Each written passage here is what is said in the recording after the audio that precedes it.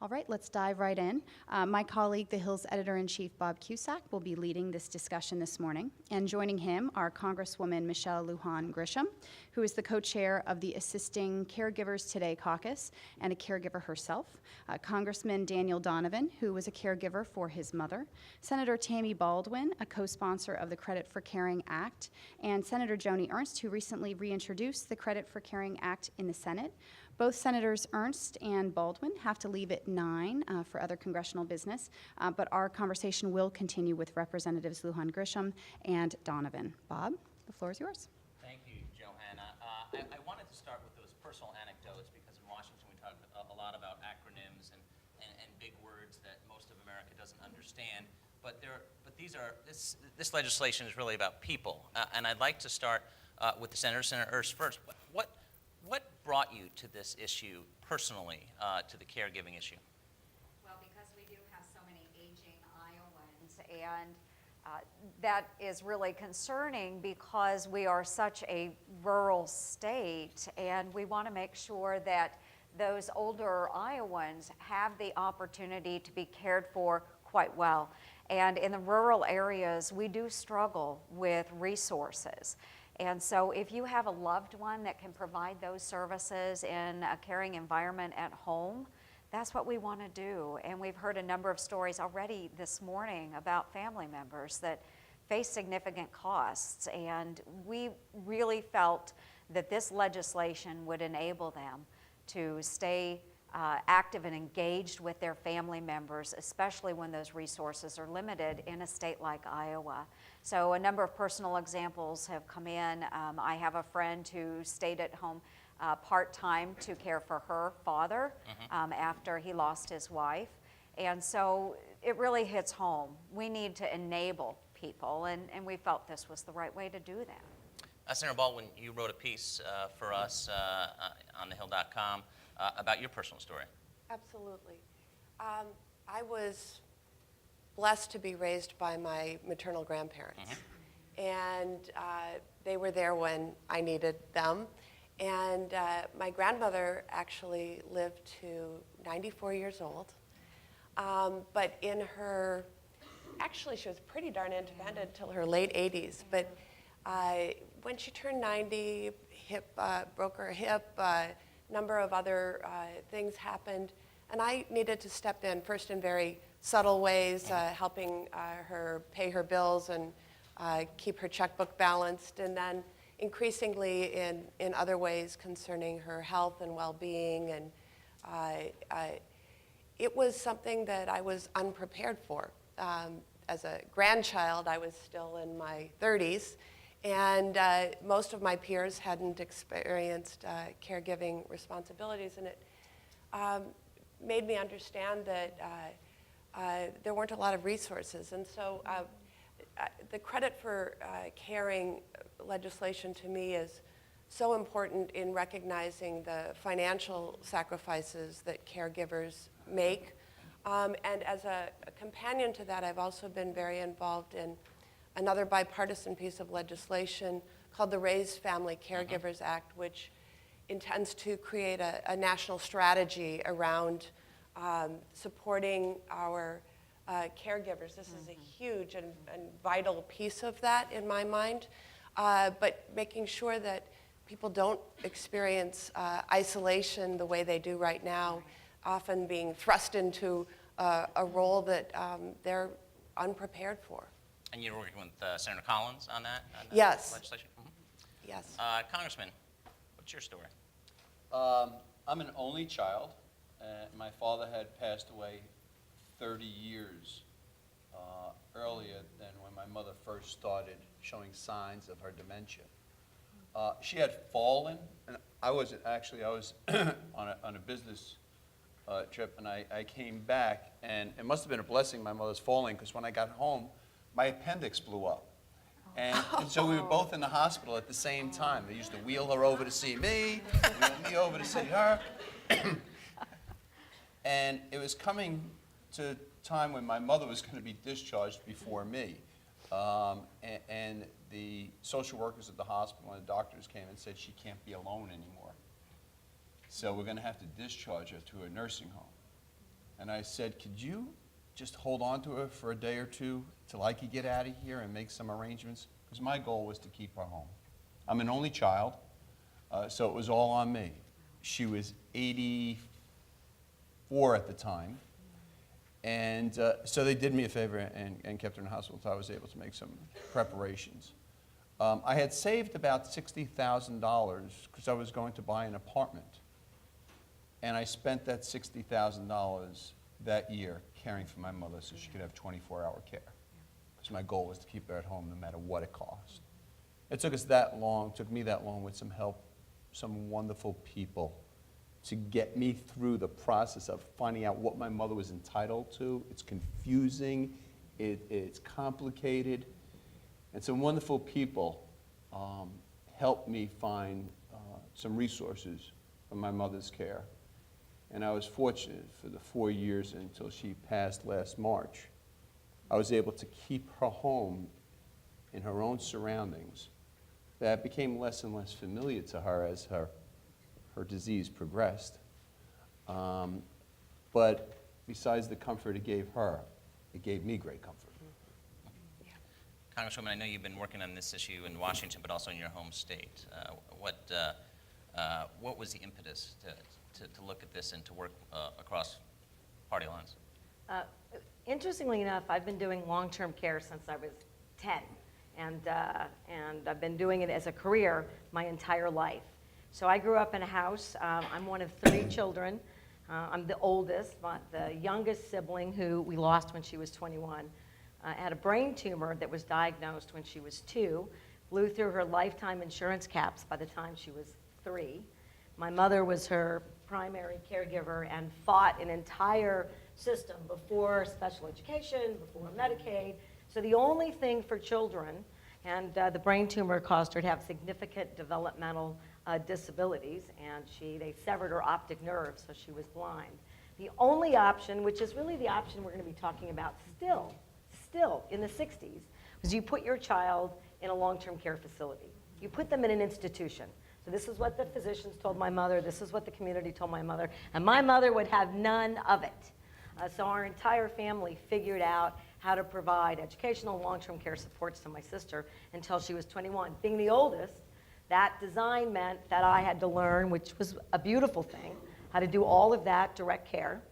And then she was my responsibility when I became an adult because my parents were going to age into a situation where they couldn't be her caregiver. So that was always the plan, but my sister died.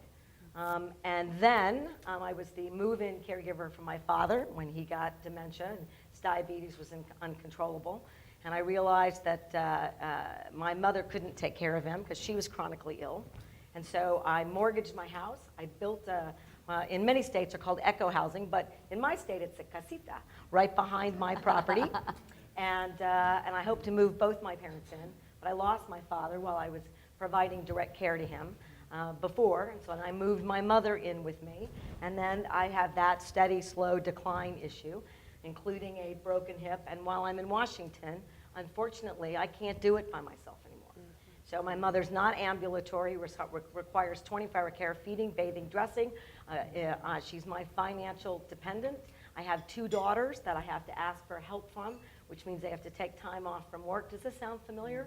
We have to navigate and organize each other's lives. One of my daughters has a grandchild, so figuring out daycare costs and how she leverages her limited leave from her work while I'm here. I also live with somebody here who's a paraplegic and who just broke 2 femurs and is in a long-term care facility in Virginia.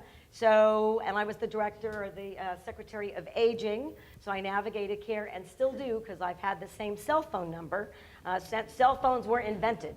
So that is not a joke. It's a long time because it's impossible. And the reason I'm on this bill and so many other bills, including my own legislation and helped to create the ACT caucus, which highlights caregivers. We got to deal with long-term care. Yes. Which makes the current debate in healthcare seem like the easiest debate in the world. Because this is much harder to figure out given the cost and the impact on individuals and families. But raising awareness and trying to get as far ahead as we can so we can do meaningful work is really valuable, I think, and important. And women of color provide by far the majority of care. So I know exactly what it means to mortgage your house and you save $60,000. I know exactly what it means to go through your savings. I know exactly what it means to find out that you really can't deduct the things that you'd like to deduct. I know exactly what it means to try to hire qualified caregivers. I have a bill that would create a Peace Corps-like model program called Care Corps that would engage young people to do additional care support for families and create a brand new dynamic in this country. But I'm lucky, but I know the struggles that families go through because it's tough. And there really aren't sufficient resources, even in Medicaid, quite frankly. There are not sufficient resources to make a family or a person who needs long-term care whole. Well, as Nancy mentioned, you're all sponsors of this tax credit legislation, which is bipartisan. As you know, the parties are getting along beautifully. There's no talk of impeachment, and McConnell and Schumer are getting beers on a regular basis. So what is the path forward in this highly partisan town? I'll start with the Republicans because you control the House and Senate.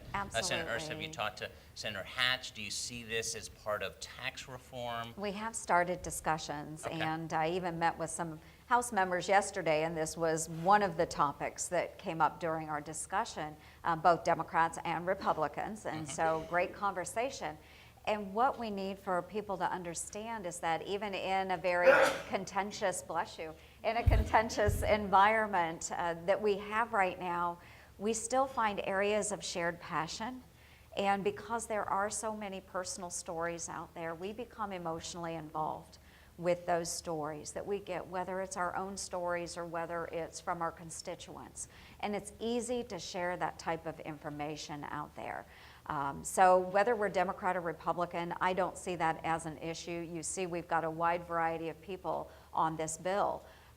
So it is just about having those discussions and sharing the facts and figures too with the personal stories about how this will impact all of the senators in their home states, because this is an issue being faced by every American as they look at caring for their loved ones. I look back in Iowa. Right now, our population 65 and over, it's about 16% of our population. But by 2050, the estimates from the Iowa Department of Aging, we will be close to 21% of our population is going to be 65 and over.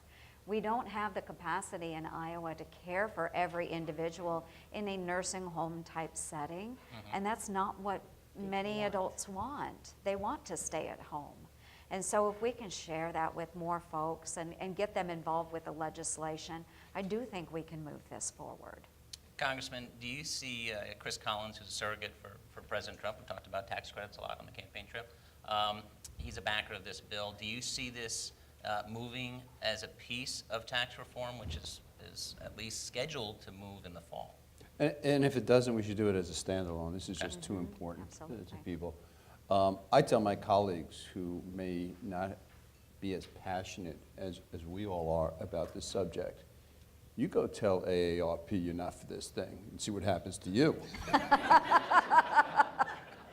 Listen, when we were looking for Osama bin Laden, I said, just wait until he turns 50. AARP will find him. They'll find all of us. That's the line of the day. Yeah, the panel's done now. Seriously, the goal here for all of us is to become a senior, because the alternative isn't so inviting. We are. Stop saying that. There, yeah.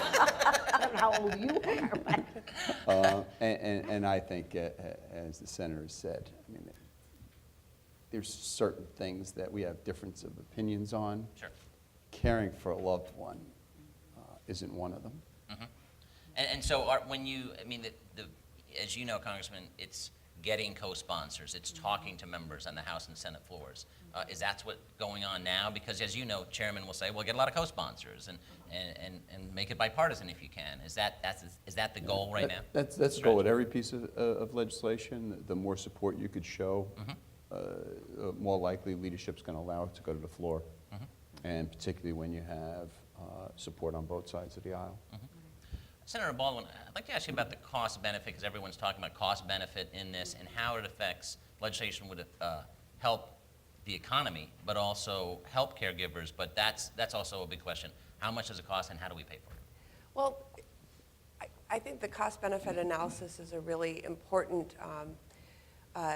piece of this because, as was said in the introduction, the cumulative value of care that family caregivers provide without compensation was estimated, I think, to be $470 billion a year. That's more than Medicaid spending. So just think about that. Think also about the stories you just heard of folks almost at their limit of how much they can do, and the other option is going to be care in a much more restrictive setting, whether that's a nursing home or like facility. Institutionalized care is not what most people want, and it's certainly a higher price tag. This credit for caring is a very modest step, but a very important step to encourage people to carry on with what they really want to do, what's deep in their heart in terms of caring for a loved one. I do want to say a word about the politics of this because aside from AARP, it's hard to organize family caregivers. If you fall into that role unexpectedly, a stroke occurs to a loved one, an injury, an illness, you didn't think of yourself as a family caregiver the day before, and all of a sudden you're in it 24/7 in some cases. And so organizing among family caregivers to speak out about how vital this is a challenge, but a challenge we have to rise to. But I think if we heard their collective voices, this would be law already. Right. Congresswoman, just regarding the baby boom generation, I have parents in their 70s are healthy, but how, and Senator Baldwin mentioned this would just be a modest step, but how important is it to pass this bill, but is this just the beginning of what policymakers are going to have to grapple with over the next 10, 15 years? Well, I hope it's just the beginning because as the senator said, while it's a really important step and a recognition of family caregiving and has shifted the debate from the person who's the recipient of care to the entire family who are providing care, we are caught, and so are policymakers at the state level, in an entitlement debate all of the time, right? Medicare, Medicaid, Medicare, Medicaid. And the problem with that is that we have stalled out in this country about figuring out where we are in long-term care. And as a result, long-term care costs have grown. Long-term care cost issues are becoming more complex, and they are creating incredible pressures in our state and incredible pressures in our states and our families. This is an effort to get Congress to start talking about caregiving and long-term care, given the dynamics of the aging of America. Before 9/11, there are two national labs of the 5 national laboratories that work on national security issues, right, in the country. 2 of them are in New Mexico. Prior to the 9/11 attack, both of the labs in New Mexico were looking at aging as a national security issue, all right, because the entire collapse of economies is related to the aging populations. We're living much longer. We don't have resources to support living that long, and families. That money's not in the economy. Those economies have to try to take care of those people. Talk to China right now, trying to figure out how they do long-term care. The countries are looking at long-term care insurance products, much like we have in this country, because they can't figure it out, all right? So they were all looking at long-term care models, long-term care financing, and then we had 9/11, and that shifted, of course, and they've redirected those priorities.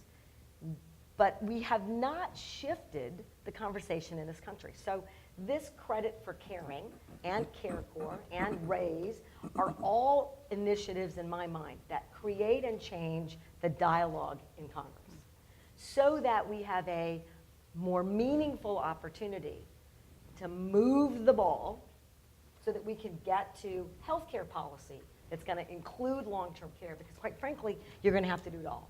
Acute care, primary care, acute care, long-term care in this country, if you're going to holistically take care of aging and families, no doubt. Because the other thing that we could talk about all day is that the health of caregivers deteriorates often faster than the health of the person you're providing care towards. So we could have a healthcare discussion about whether or not we're shoring up the health of the caregivers. And I worry about that all the time.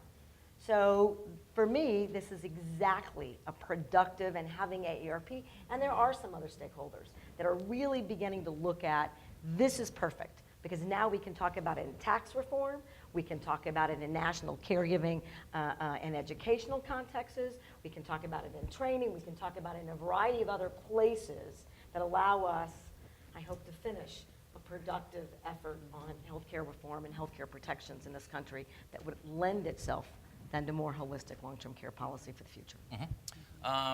Senator Ernst, just want to ask you, news of the day, your party is working on Obamacare repeal and replace. Do you think that it can get passed this month?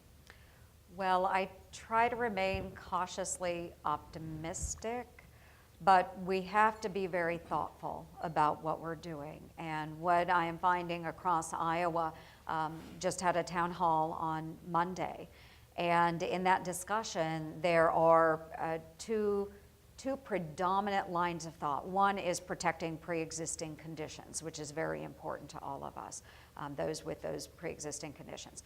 The other discussion is Medicaid.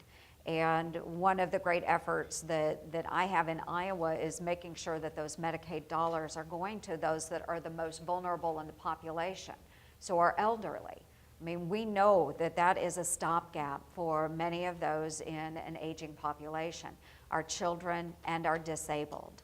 And one thing that I value about this piece of legislation is that it's not just helpful for those that are caring for an elderly parent, but there's also flexibility in that bill for those that are caring for maybe a disabled child, or maybe it is an older parent caring for an intellectually disabled adult child. There are so many applications for this piece of legislation. But overall, anytime we're doing legislation, whether it's this bill, whether it is the Health Care Act, we have to make sure that we're protecting the most vulnerable in our population. That's what we should be doing as a federal government.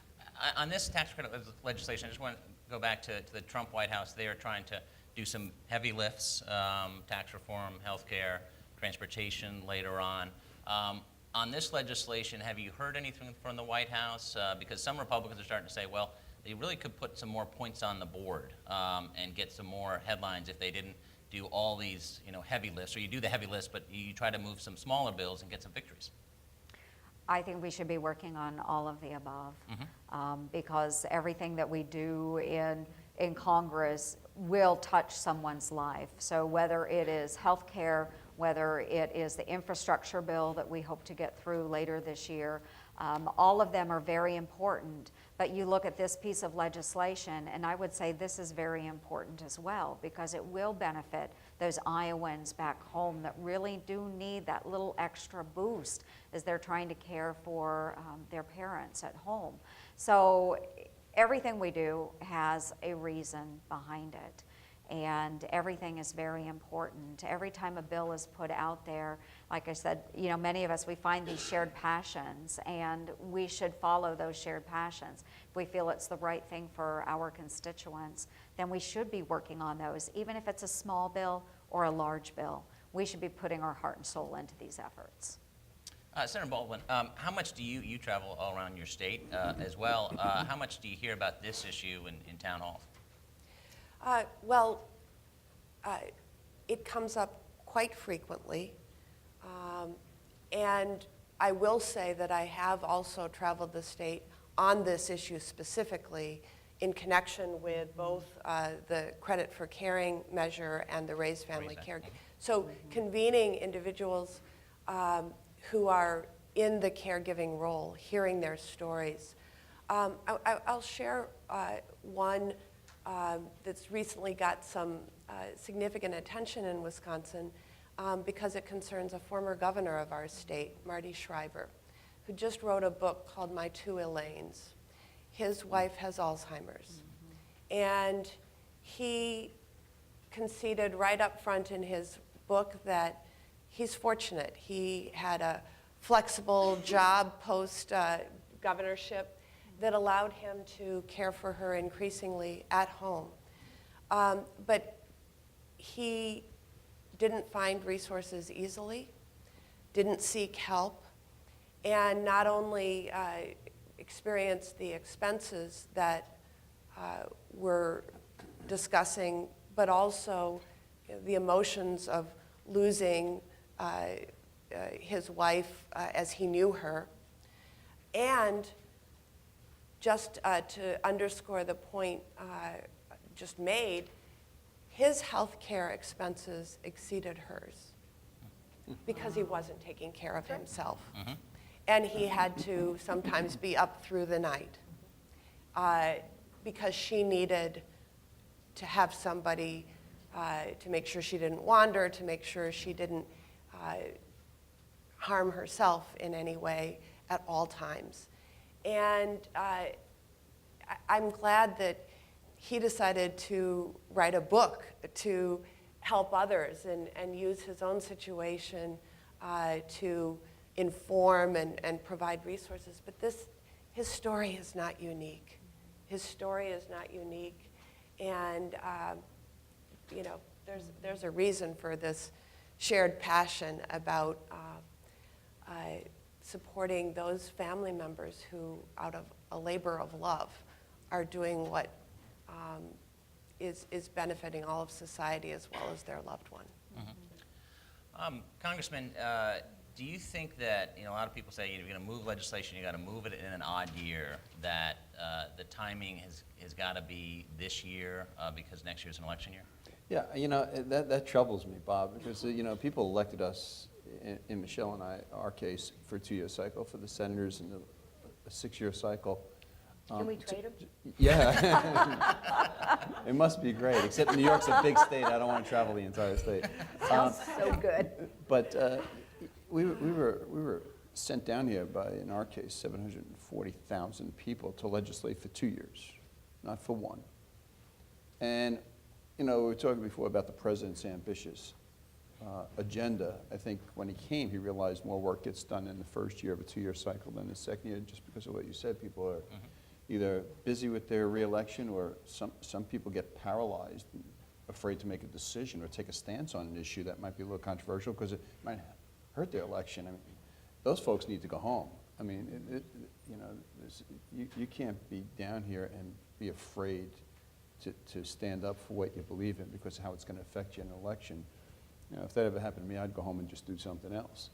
But I was one of the 20 Republicans in the House that voted no on the replacement plan. I think our healthcare system is broken, it needs repair.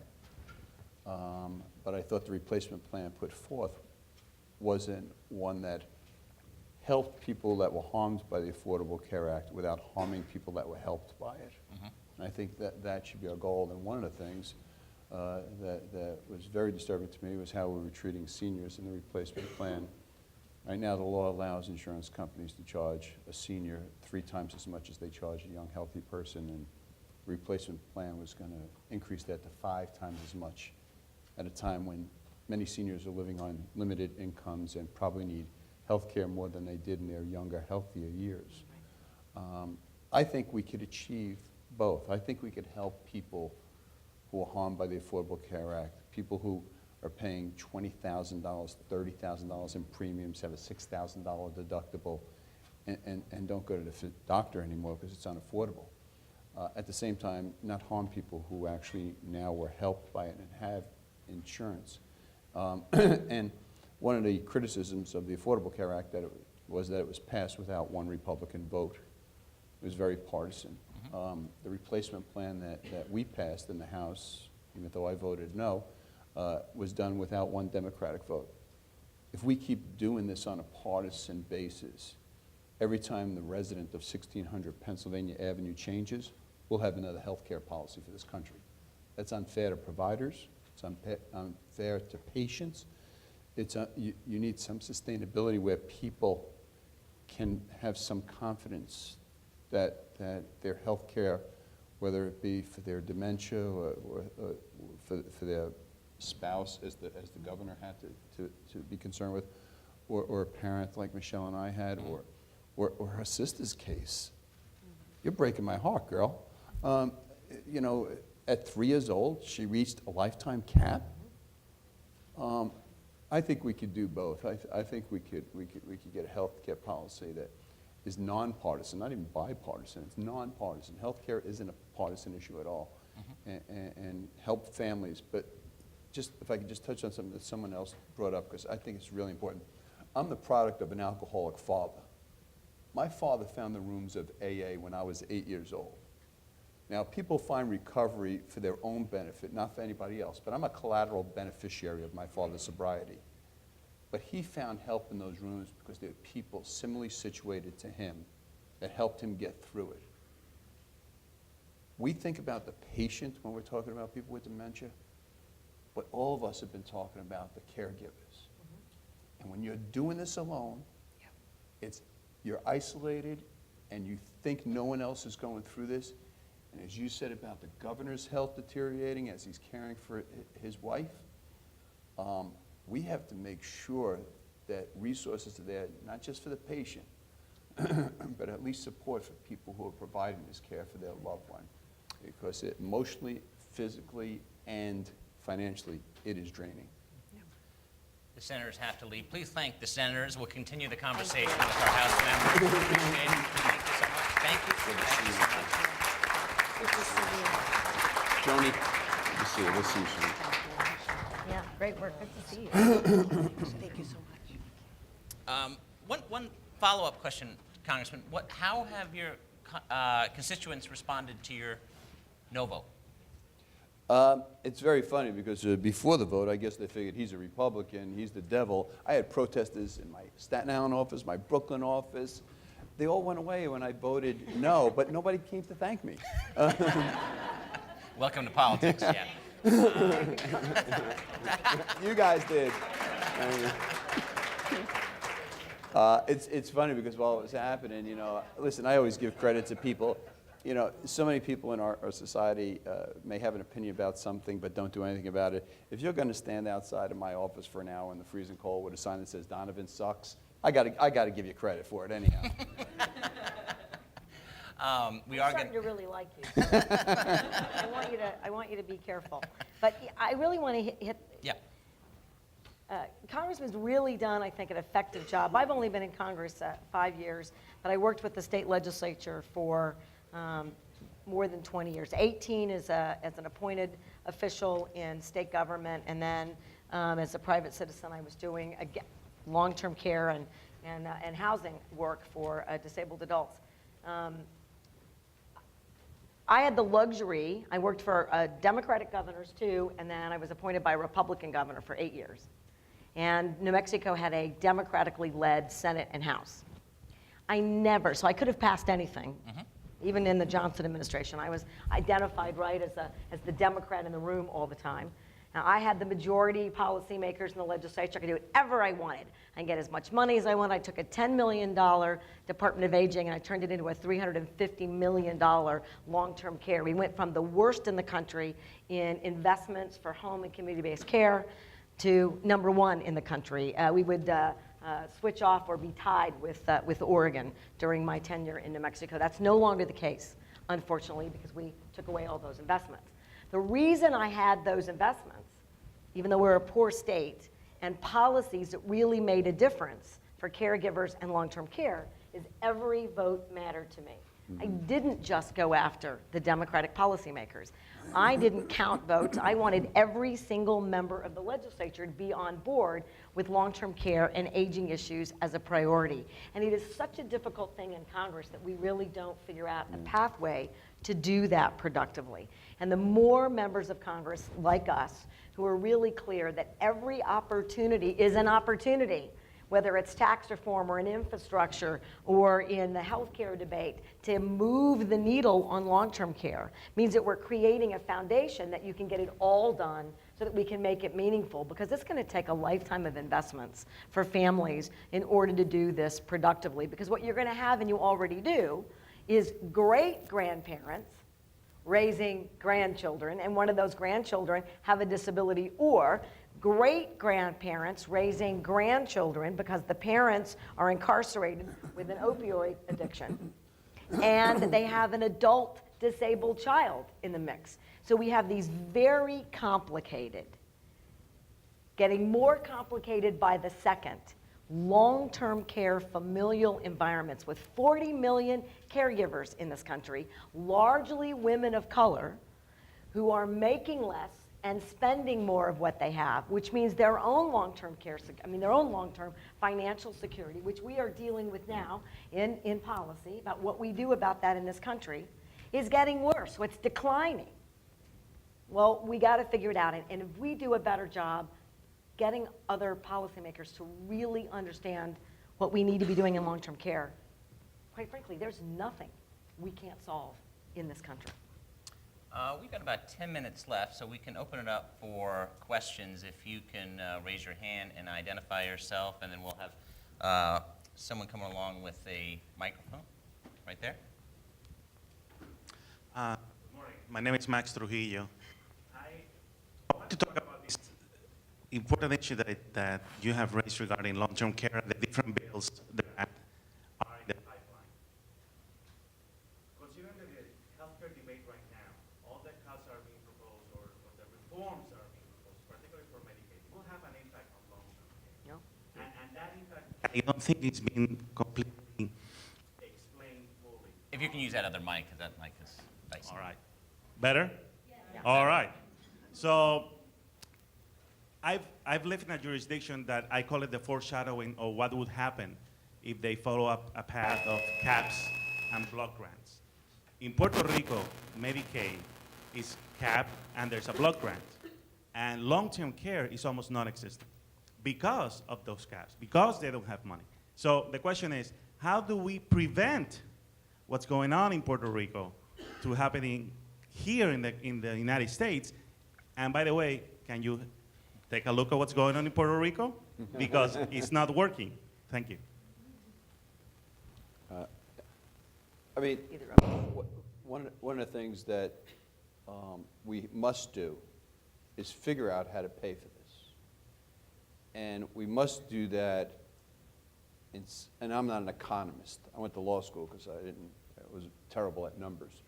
But the economists tell us that if And we I went don't to do law school because I was really good at numbers. So she made money, I didn't.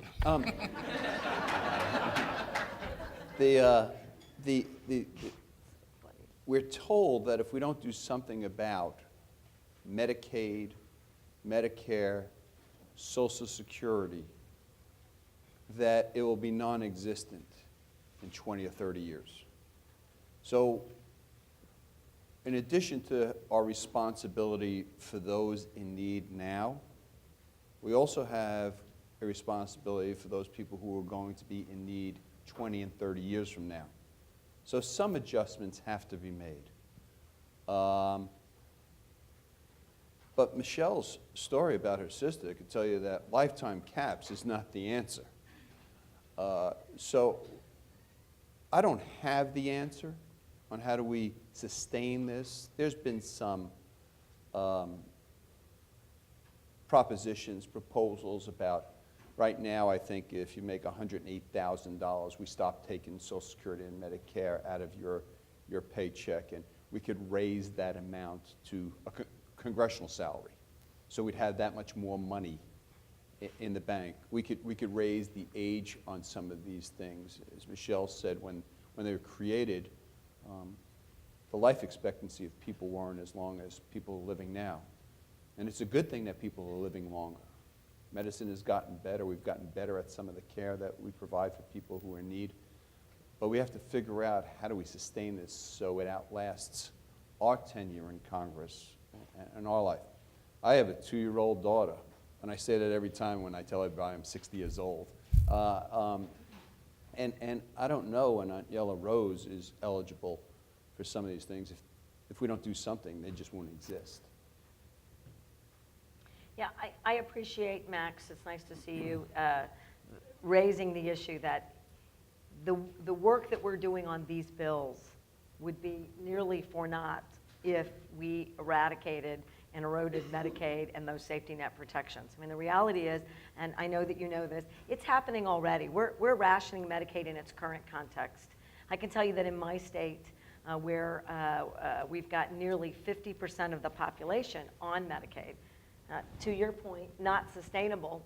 To Max's point, if you were to do a per capita cap or a block grant, what happens is every rural hospital, every community health center, and all of those nursing homes are closed. And you cannot take someone who needs 24-hour care with significant care issues and send them home. There are no homes to send them to, for one. Right? Because they had to give up all of those assets in order to go to those nursing homes in the first place. And those families don't have the resources to do it. And here's what happens. Hospitals who have a requirement, even though they kept your mom for an extra day, they actually have to. Their discharge planning requires them to have a safe place to do that. But that whole safe place gets really eroded with the Medicare requirements to get you out of the hospital. And here's what happens. In Medicaid in particular, they will create boarding care homes that are not licensed, that sprout up all over, that do not have adequate care, that will take disability or your baseline Social Security income, and people will be so incredibly unsafe and poorly cared for. And these unlicensed homes are in every community already in the current system, and there will be an explosion. And family caregivers will collapse, all of their resources will collapse. It would be the worst possible thing I can think of. Fixing Medicaid and Medicare and all the other safety net spending programs, there are a ton of ideas. You've identified a couple. It would be wonderful if panels like this could really figure out ways, and maybe it's the tax credit and raise, if we can get beyond the traditional conversations, which are, we'll cut it. All right, what we need to is strategize how we invest it and how we lift up families, how we're dealing with insurance companies, how we're dealing with nursing homes. Figuring out that gives us a whole lot more opportunities for the future than just doing drastic, draconian cuts that harm current individuals and current long-term care investments.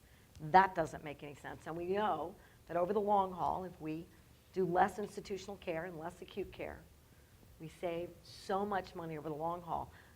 America needs to think differently about where we're investing, for how long, and what those long-term benefits can actually be in this country. And maybe you and I can start that dialogue in the House. We started it right here. We have time for one more question. Right there, if you can wait for the mic to get to you.